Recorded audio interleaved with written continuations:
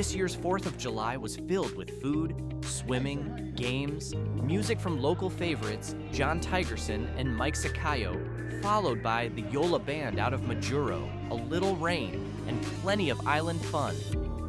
Festivities kicked off in the afternoon with a patriotic bike parade as residents showed off their decorated rides.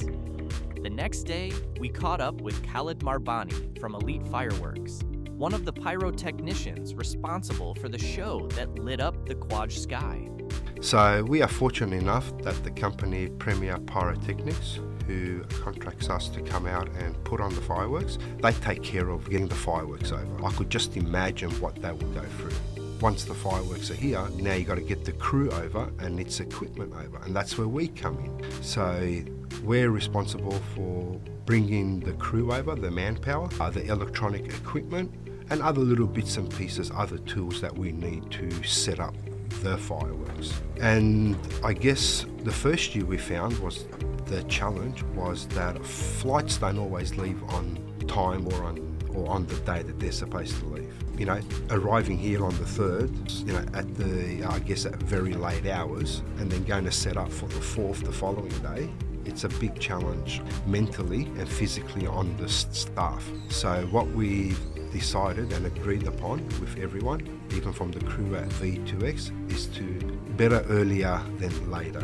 So bring the crew over earlier. And then that way it gives us plenty of time to, I guess, get over our jet lag, and we've got ample time to set up the fireworks and ensure that we put on a display that is memorable and in a safe manner as well.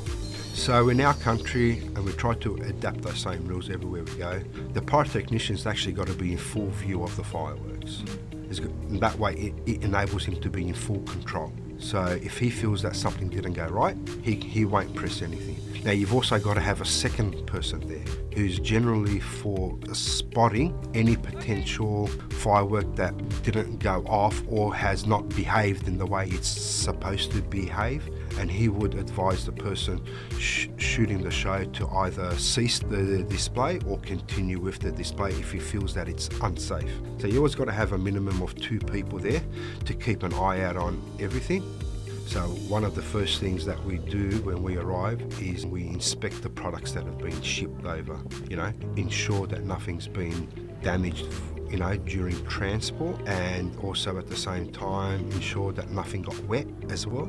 And the good thing about a lot of the fireworks these days, they're bagged up in plastic before they put them in their cardboard boxes. So I guess if a little bit of water just does happen to land on them, it's fine.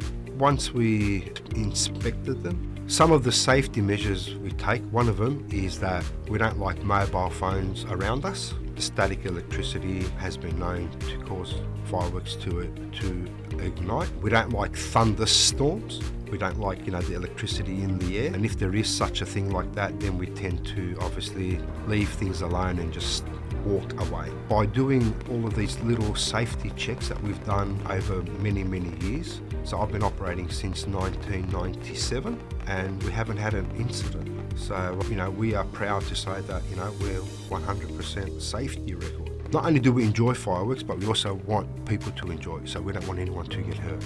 And that's including the staff as well. You know, fireworks are there to be enjoyed, not to be terrified of.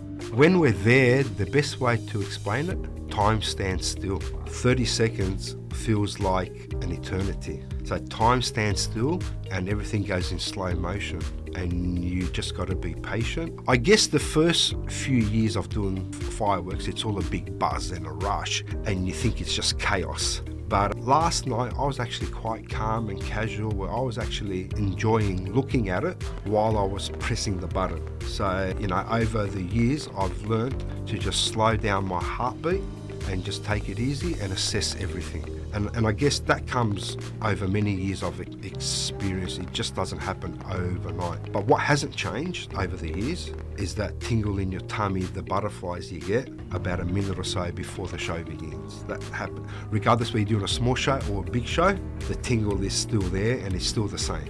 Okay, so one more thing. I would like to thank Cassie from Premier Pyrotechnics for giving us this opportunity. Also, I'd like to thank V2X for all of their support. They've been absolutely outstanding with all of our needs, and also the people of Kwajalein for their support as well.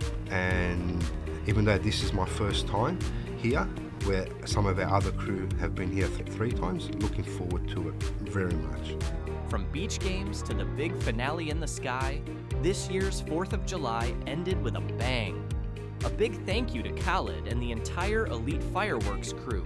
Your hard work made the night unforgettable. A yuck wave that hand and good day in Australia.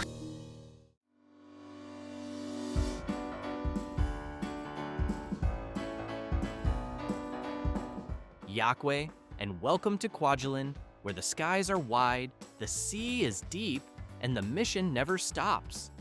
But before the work gets done, safety always comes first. Out here, PPE isn't just gear, it's your lifeline. From hard hats to hearing protection, safety glasses to steel toes, every piece you wear protects you, your crew, and the mission. Meet JJ. He thinks safety is optional and fruits are multi-tools. Kailangan talaga ang proper care. Ako, awang na.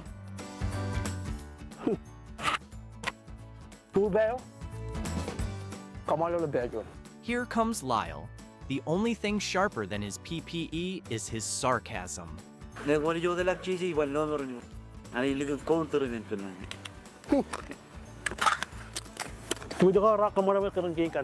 Built for grip? Ah, sounds like someone ripped you off.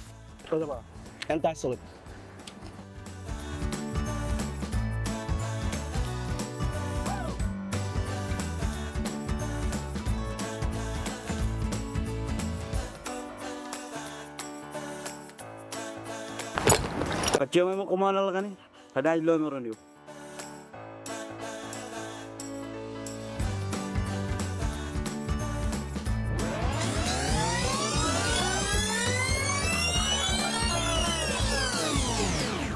Don't be the reason someone sighs this hard before 9 a.m.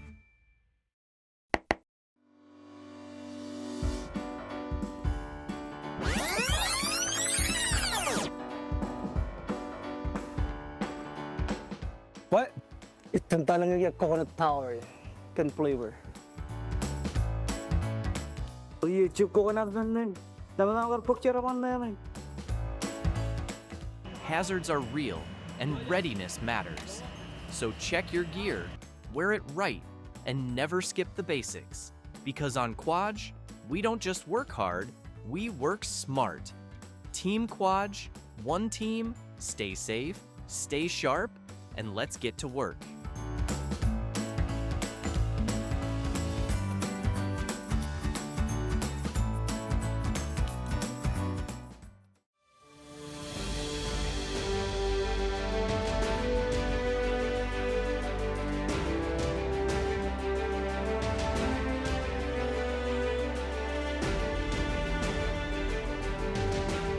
Some of the main activities and highlights that we did today was a softball game this morning between the RMI and the locals. I believe that RMI won, I'm not exactly sure. This afternoon we had a barbecue with hot dogs. We had music, had a little pool party. We are going to have the kids over from Third Island to the bouncy house over in the pavilion and play games this evening.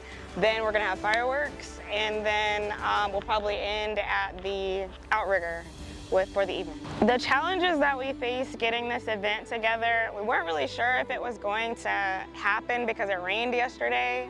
The forecast actually said that it was supposed to rain between like 12 and 9 o'clock, but as you can see, it's nice and sunny out today. Some of our decorations got ruined last night because it was a really bad rain, but we got up this morning, replaced those decorations, got over to the pavilion. We checked every spot that we put decorations up, and we just fixed those decorations, replaced them, and got the ball rolling. If I could change or add one thing for next year, I heard there was a Kwaj baseball team, so I will probably invite them over to play our Roi softball people. My favorite event, it actually hasn't happened yet, or activity that we're doing today is going to be the kids coming over. We're gonna play games and we're gonna feed and help over at the pavilion at 5:30. Yeah.